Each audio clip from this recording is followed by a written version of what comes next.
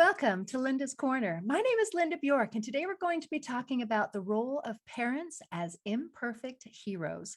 I'm delighted to welcome special guest DJ Stutz. DJ is an early childhood specialist with more than 20 years of teaching experience. She is the host of the parenting podcast, Imperfect Heroes, and the founder of Little Hearts Academy. You can reach DJ at her website, littleheartsacademyusa.com, and I'll include a link in the show notes. Welcome, DJ. I'm so glad that you could join with me today. Well, thank you for having me. I'm excited to meet you kind of face to face, video to video. We are meeting kind of face to face. And isn't it wonderful that we can do that? Because it sure broadens the amount of people that we're able to connect with and the amount of people that we're able to reach. And I'm so grateful because I feel very strongly about what you are able to bring to the table, that it matters and that parenting matters, and raising wonderful children who feel loved and valued and appreciated mattered, and helping set them up for success matters. So I am very, very grateful to be visiting with you today. And you know a lot about parenting and about raising tiny people. And you want to kind of introduce yourself and who you are and why you do what you do? Sure. Well, I am the oldest of 7 kids. I was a big sister at 14 months. And my youngest brother, number 7 in the clan, was born the summer before my senior year. He was 3 years old when I got married. So I went on to have 5 children of my own. I've got 12 grandkids. And I've been teaching little guys for, like I said, just over 20 years. Just retired this year. Very hard saying goodbye. And now I'm doing my parent coaching and the podcast and all that full time. So I also spent 16 years with Clark County, so that's Las Vegas area, Department of Family and Youth Services, and I was a parenting facilitator there and teaching baby care, nurturing healthy families, back in control, which is like a teenager group. I even taught divorce parenting, which is weird because I'm not divorced, but I taught in 2 women's prisons, among many other locations, but man, was that an eye-opener. Wow. So a whole broad spectrum of experience. And that's so helpful because parenting comes, we have some basics, and then we have a wide variety within that parameter of this is a parent and this is what our responsibilities are. And I love that you brought up, teenagers and trying to bring back the control, because so many times you feel out of control. I've lost control of my house and I have no idea how to get it back. And then talking about divorce and how that adds a whole new dimension to parenting, and it adds more problems and more issues that you have to be able to take care of. And then prison parenting, I mean, that's a challenge that fortunately I have zero experience with. But boy, that sure matters. So as we're talking about parents as imperfect heroes, I absolutely loved that name, because in that simple name, it encapsulates so much of what parenthood is.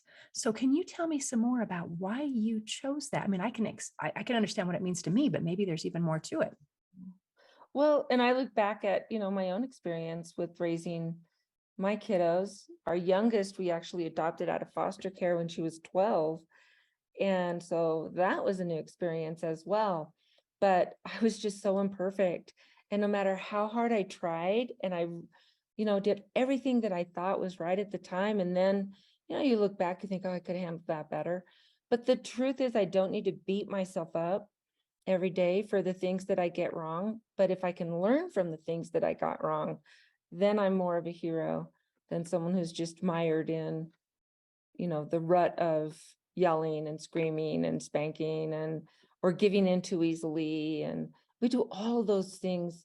Well, some spanking, some not, but we do all of those things in our life with our kids. And if we can admit to our children that we are imperfect and I could have handled that better, and I'm so sorry I yelled at you, or I'm so sorry you're still not going to get the Lucky Charms at the store, but I could have handled that better. And they see that you care enough to come to them, with that acknowledgement, they're actually going to trust you more. Wow. And that is kind of counterintuitive because I Mhm, think as parents, we hope that we're going to come in knowing everything. And you find out on day one that you don't know anything. I mean, the things you thought you knew, and how many parenting experts are there who don't have any kids yet? And you see other parents, it's like, oh, you handled that so poorly. And then you think you know all the things. And then when you're in this situation, it's, oh, I don't know what to do. And right. so to be able to admit, you know what, I'm doing the very best that I can, and then even admit it to your child and to apologize to them Mhm, if and when we make mistakes, then you say that that helps them trust us better. And I really appreciate that. You talked about kind of we end up going on a couple ends of the spectrum as we're trying to maintain control and peace in our mhm, home. And it can mhm, be either trying to be this authoritarian kind of military parent that uses their parent voice to yell and try to force compliance, or we can just say, you know what, I am tired. I just want peace. You mhm. just do your thing. Yeah. So how do we not go to those extremes? And can you give us some tips to go into the middle, and maybe even what is it supposed to look like? What is it supposed to feel like? What's normal? And how Yeah. do I do a good job? Well, I don't know what normal really is because we've got such a wide variety. We've got cultures, we've got our own family histories, we've got the countries that we live in very, very much with what is considered good parenting. And so I just kind of want you to listen to your heart. If you catch yourself yelling at your kids or saying something and you think, oh, that wasn't right. Or even as you look back on it and you think, oh man, I could have handled that better. In the moment, we might not catch it. But if we're really thinking about being that parent, we're going to spend time I would say at the end of every day, looking back on the interactions that I had with my children and evaluating them and seeing where we were with that. And then come up with a plan on and say, well, gosh, was it right after I picked them up from school or when I got home from work? Was I trying to make dinner? Really look at that whole picture and instead of feeling bad about yelling at your kids, maybe ask the question, why did I feel the need to yell at my kids at that time? And what can I learn from that? How can I make things a little different so that I'm setting myself up for success and I'm also setting up my children for success? When was the last time that someone was yelling and screaming at you and you thought, geez, I love that person so much. I feel so close to them. And yet we expect our kids to do exactly that when we're, that parent that doesn't say, I'm sorry, or that doesn't look retrospectively at the day and learn and grow and then share that growth with their family. Wow. Okay. So you put so much information in one simple scenario, and that is, how would I want someone to treat me? Mhm, How would I feel if the roles were reversed? And what would I expect? And I think we have, as you mentioned, we have different cultures and different expectations around the world. But some basic things to me mhm, are feeling loved, valued, mhm, and respected. And I think those are cross cultural. So just how would I like to be treated? If someone yelled at me, would I appreciate an apology? Or do I want as a person who's been yelled at to just be compliant and do all of the things? How do I feel? I think that's brilliant, simple advice. And if our listeners can take away just one thing, I think that's a golden nugget of remembering that our children are not just our children, they are individuals and mhm. thoughts and feelings just like we do, and that they matter. So, oh, brilliant. Thank you, thank you, Oh, thank you. well, thank you. I really appreciate that. And two, let's add another dynamic to all of this. a giant's yelling at you, hovering over you, and someone who's maybe 2, 3 feet taller than you are and is intimidating in that way, that even adds another piece of the puzzle in how kids can feel fear or anger and try to push back. It's for some kids, even though you don't hit them, but they can still feel threatened by that. And so if you get down to their level and you say, sweetie, I understand that you're really upset that we didn't get the Cocoa Puffs, right? But it's just, that's not what we're going to buy. It's not good for our body. Sorry, Cocoa Puffs. And so we're not going to get Cocoa Puffs. We can make a list of some other cereals that are good and you can choose from that, and realize too that when our kids are having their own meltdown, which looks sometimes very similar to an adult meltdown, to be quite honest. But if they're having that meltdown, just kind of allow that to go through and say, I can see you're upset. You need to cry. Do you want to cry here in the middle of the store? That's fine. We can go out to the car and cry there. And then when you're ready, we can come in. But you're giving them some options. And honestly, I have found with all of my experience, as soon as I give a child permission to cry, they stop much faster than when I'm trying to force them, stop crying, and get up and let's go or whatever, that they will actually comply way faster than, wait a minute, I get to cry? You're not going to try and stop me? Well, what's the use in crying then? That is so important that you brought this up. And I just recently read a book about childhood emotional neglect, which is so interesting because it comes from sources that you wouldn't expect, where it's people who are doing their very best, really. Yeah. And then you come up with something like someone's crying and you say, don't cry. You're not supposed to cry.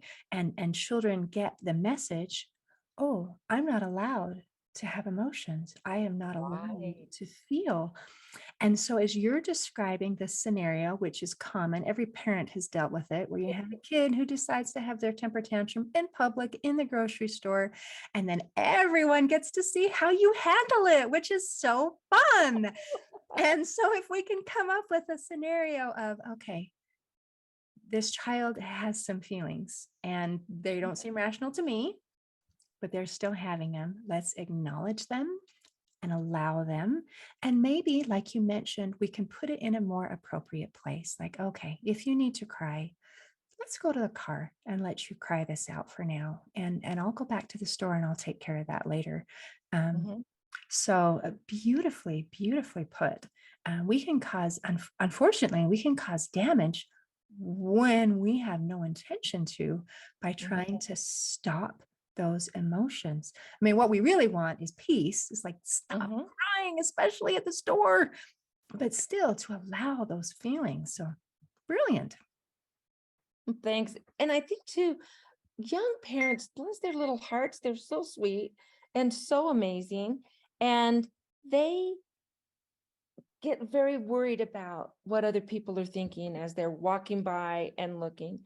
And the reality is, now that I'm an old grandma lady, that I'm walking by and I see a parent diligently trying to help their child through, and I'm not thinking anything but, bless her heart, she is working, or he is working their very best. And, or even you just shake your head and go, yup, I remember that. And there's not the judgment that a young parent might think that there is.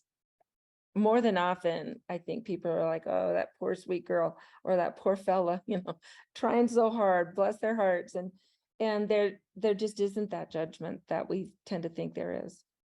That's wonderful. So maybe our primary source of thinking of what my response should be is not, what are people thinking about me? It's, well, let's see what the needs of the child are, and let's see if we can meet those in a way that is appropriate. Um, so excellent point, excellent point. Because we do feel judged a lot. We feel weighed and measured and condemned. And when we have awesome, wonderful people who have experienced it, like yourself, they are Mhm. going to walk past with compassion and say, yeah, I remember that. But there are going to be people who haven't been through that scenario yet, who are going to be putting on the little judgment cap and saying, "Oh my gosh, can't you control your child?" So judgment does happen. I wish it didn't, but it It does. And it's easy for me to say because I'm old and I've gotten to the point where I just don't care. You know, you want to judge me, have at it. If it makes you feel like a better person and you need that, then you could do whatever's right for you.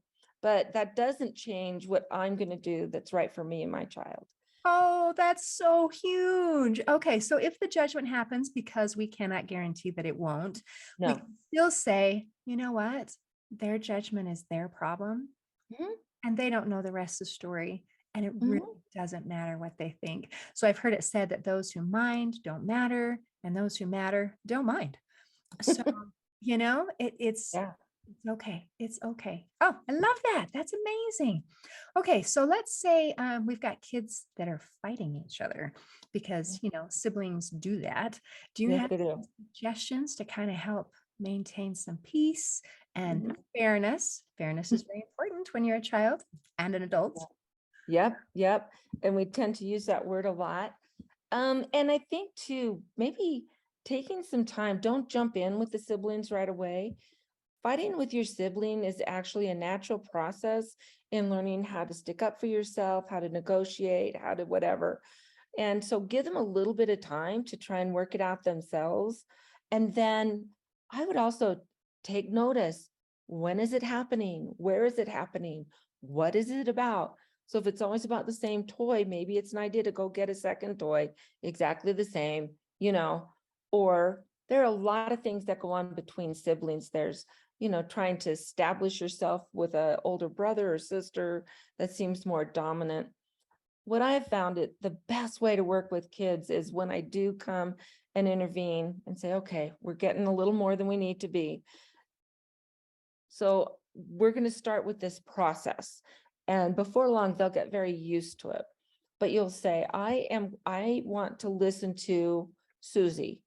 Tell me what's going on. And Jackie, we're going to listen. You and I are going to listen. When Susie's done, then I want to hear what Jackie thinks happened. And and then Susie and I are going to listen. And so we'll let Susie start and Jackie might jump in. No, that's not right. Da da da. And you're going to say, Jackie, yes, I want to hear your side of the story. And we're going to hear as soon as Susie's done. And I would generally go with whatever child has the least self-control, you know, um, the one who's not going to be able to wait to be listened to as well. And we listen to their side. We don't make any judgments. We don't say this is right, that is wrong, but we just listen. And then we're going to listen to Jackie. And Susie might jump in and say, no, no, sweetie, Jackie listened when you were talking. We're going to listen. And then a lot of times just being heard is going to slow things down and make things feel better. Mom listened to both of us, or dad listened to both of us. And then you might say, so here's what I'm thinking, and you can tell me if I'm wrong. And you know what? I've done this with even with kids as young as 2 and 3. And it's helped. It's very interesting and sometimes quite comical in how they tell their story and whatever. And then you can say, is there something that we can do together to make this better? And so I'm not putting blame on any one person, but I'm kind of helping them come up with answers on their own. And it's amazing how many times they come up with really great answers that I didn't think of.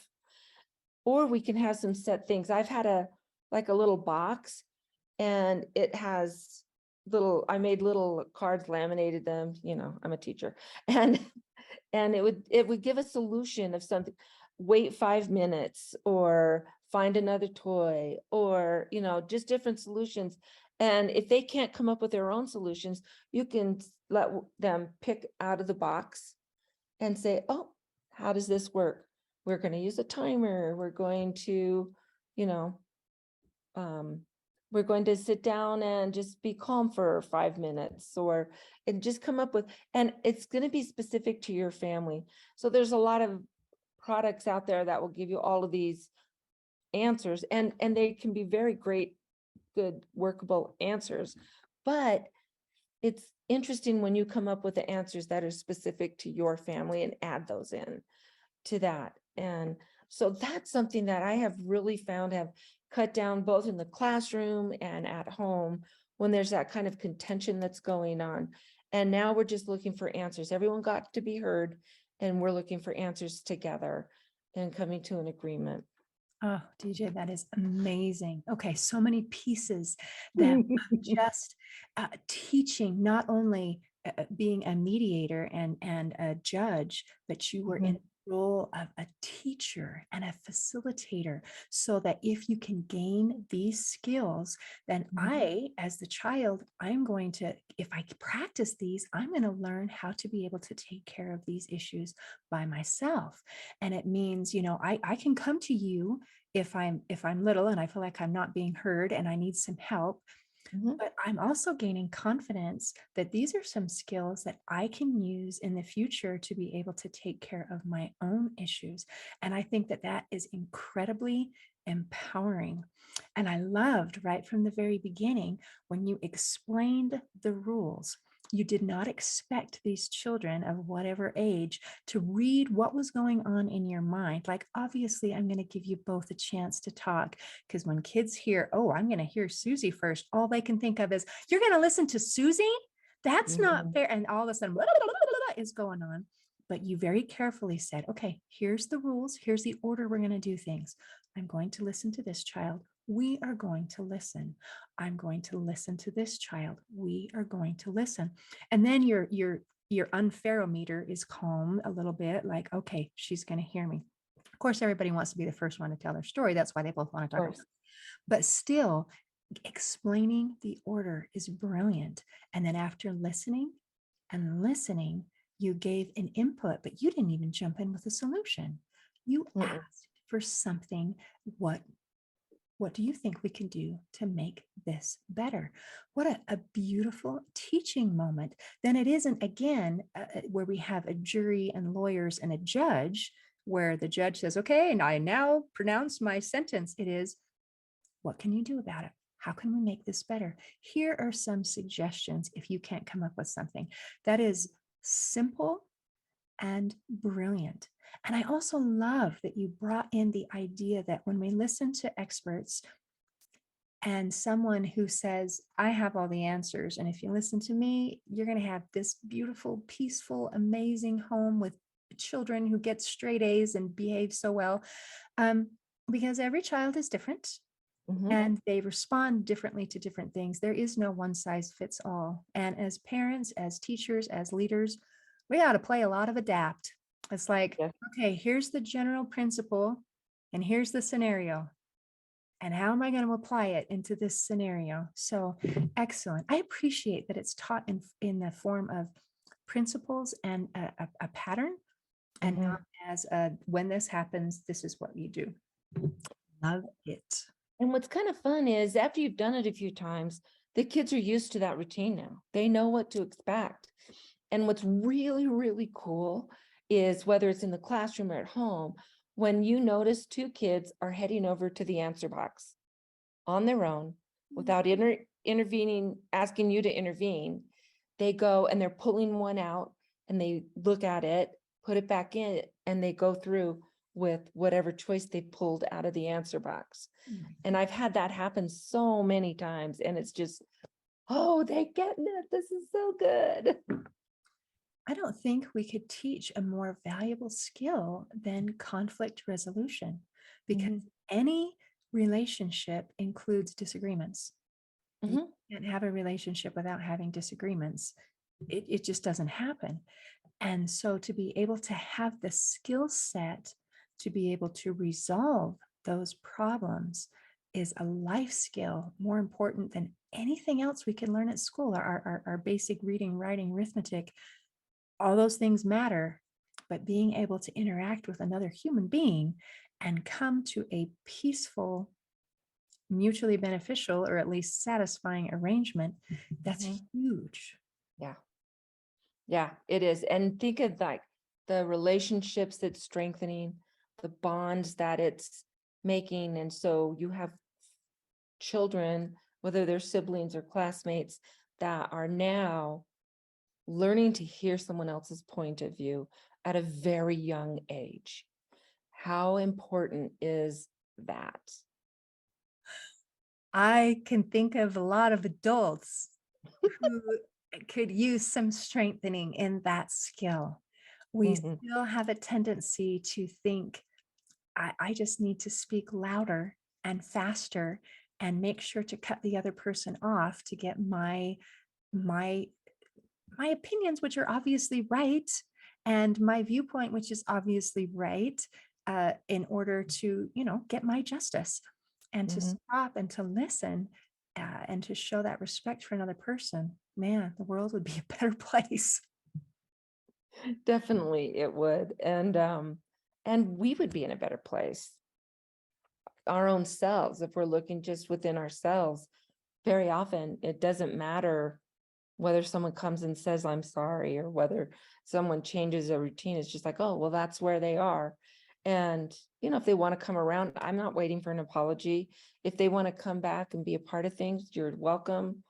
That's all great. An apology's nice, but not necessary. But if you need to be away, you need to be over there and do that thing. That's fine too. I'm not sitting here in judgment. It's just not where I am.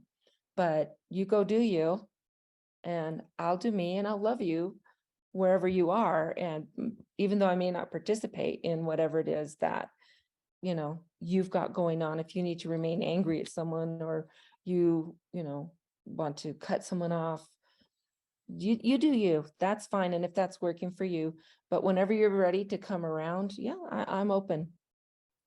That is amazing to not take it personally and to Mhm. recognize that other people are doing whatever they're doing because of where they're coming from. And that is amazing. So I would love to hear, what do you think is some of the most important things that we can give to children? Wow. Well, I think the number one important thing we can give them is a loving, stable home. If you can make sure that you and your spouse or personal friend, whatever it is that you've got going on, but that if you are showing, love and compassion to each other, and then that to the children. And that doesn't mean that the kids never see you arguing. In fact, it's kind of great if they can see you arguing and implementing those same kind of tools that you're trying to teach the kids. So stability and love and boundaries too. A lot of the kids that I see that are really out of control, and the families that I work with, are the kids are just looking for some kind of a stability. They don't know what they can do and what they can't do. One day it's okay for me to go play this, but then the next day it's not, and I don't understand why. Or I know I can push, if I yell and scream long enough, my parents will give in, and so I can change the boundaries that are there. You don't need to yell and scream at your kids to have a boundary. You just need to be persistent and patient. And so I might say, no, you're not going to the park alone, and I don't have time to take you. I can take you in an hour or whatever. And they start doing their screaming. You can say, I understand that you're angry. That same thing that we were talking about, but you're staying true to the boundaries that you've set, whether it's we don't kick the dog, or we don't hit our siblings, or whatever it is. We don't watch this TV show or on your iPad or whatever, but you stay with that boundary, and the kids learn that those are strong. There's no need to be angry and rude and harsh in maintaining those. And I think those are probably the three big things that I would say are the biggest gift to kids. That's fantastic. And how wonderful that you brought up the boundary issue.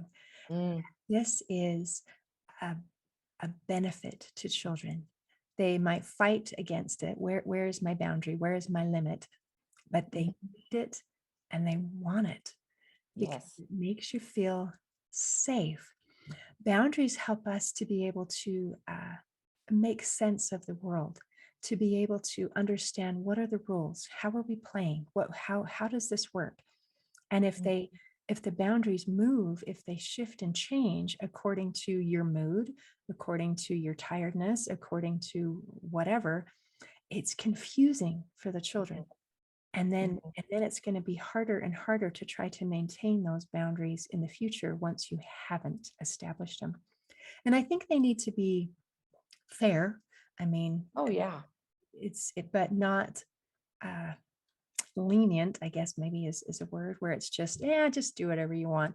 But these are our rules. And then if kids come and say, well, at so and so's house, they don't have those kinds of rules, then what would you say? Yeah, that's their family, and I'm glad that they have rules that work for their family. These are the rules that work for our family. And in fact, that's even one of the things that I taught when I was doing the divorce parenting classes is that, if y'all agreed on everything, you'd probably still be married. And Right. right. And so it's okay to have differences between the two homes. Kids understand that there are different rules for church than there are at the playground or at the library or in the classroom, all kinds of different areas at the ballpark, or they all have different rules that fit the situation. And kids are actually well able to understand that, where there are rules for maybe grandma's house and then rules at our house, or this family has these rules, this friend, and that's great. Those are the rules that work for their family. These are the rules that work for our family. I love that. And I'm so grateful you brought that up because the divorce situation that happens Mhm. so frequently that the mother and the father are going to have different sets of rules. And I've talked to so many parents who, when it's their turn to have the children, it takes a day or two for the kids to get into, oh, okay, now I'm at mom's house. Okay, the rules are like this. And it's really challenging if one doesn't really have rules and the other one has Right. strict rules, because then you fight back and forth. But to be able to explain and say, oh, remember, this is my house. And when we're here, these are the rules that we follow. So I think Mhm. maybe a reminder, even at the beginning of your time with the children, to say, "Oh, remember, we're here. When we're here, these are the rules that we follow," and just those reminders. I don't know. It's a Well, and I would say even as they leave too, is remind them that, you know, you're going to, let's say, daddy's house, and I want you to really be respectful to daddy. He loves you. And remember that he has different rules, and I want you to mind those rules at dad's house. And imagine what that does to a relationship that is so broken that it had to be in a divorce. But yet the kids will say, Mom said I had to mind your rules, or Dad said I have to mind your rules and be nice to you. And what does that do between the adult relationship that's going on? that would be beautiful if we could have mutual respect and especially putting the needs of the children first. I Yeah. really appreciate when parents, maybe they don't get along, they have irreconcilable differences, but they agree that these children matter and let's put the needs of the children first. What Mhm. kills me is when they use the kids as ammunition to hurt the other parent. That I have real issues with that. It's the worst So thing you can do. I anyone who's listening, please, please, please think about the needs of the child before you think of your pride. Um, DJ, this has been amazing. I appreciate so much the wisdom that you've shared. Is there anything that you want to make sure we cover before we close today?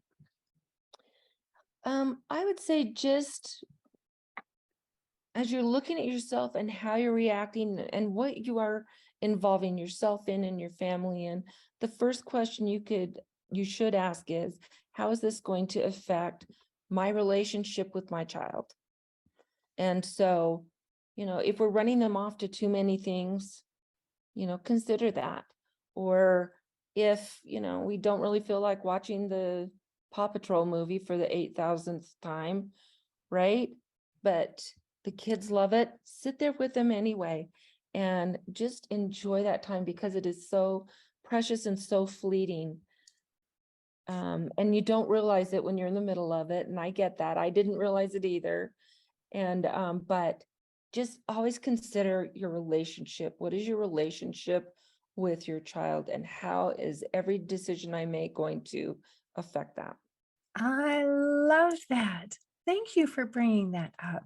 And our relationships matter. And I appreciate that idea and that reminder that it is fleeting. This time, which feels interminable when you've got a 2-year-old, but it really is short. It really is. Mhm. And that relationship matters because as a parent child, you've got a blood relationship, but that doesn't mean that you're going to have a friendly relationship, because when kids grow up, guess what? They get to choose. And you Yeah. get to choose to continue to connect or not. And it's what we do when we are in control that is going to influence if they want to come back. So thank you, thank you, thank you. I appreciate you so much. Well, thank you. I appreciate that. And I love your podcast too. I hope people are really listening and following and making sure that they're up to date on your podcast. It's very,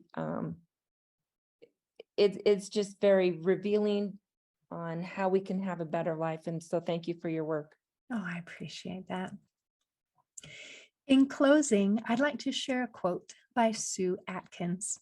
She said, "There is no such thing as a perfect parent. So just be a real one." If you are a parent, I invite you to show yourself some compassion and to allow yourself to be an imperfect hero and a deliberate parent. See you next time on Linda's Corner. Thanks for listening. If you enjoyed this episode of Linda's Corner, please share and subscribe to help us reach new listeners. I also invite you to check out my nonprofit, Hope for Healing, at the website hopeforhealingfoundation.org for free ebooks, free audiobooks, and other free resources to help increase happiness, build confidence and self-esteem, strengthen relationships, manage stress, and calm feelings of depression and anxiety. I also invite you to grab a copy of one of my books, like Crushed, A Journey Through Depression, or Amazon bestseller, You Got This, an action plan to calm fear, anxiety, worry, and stress. See you next time on Linda's Corner.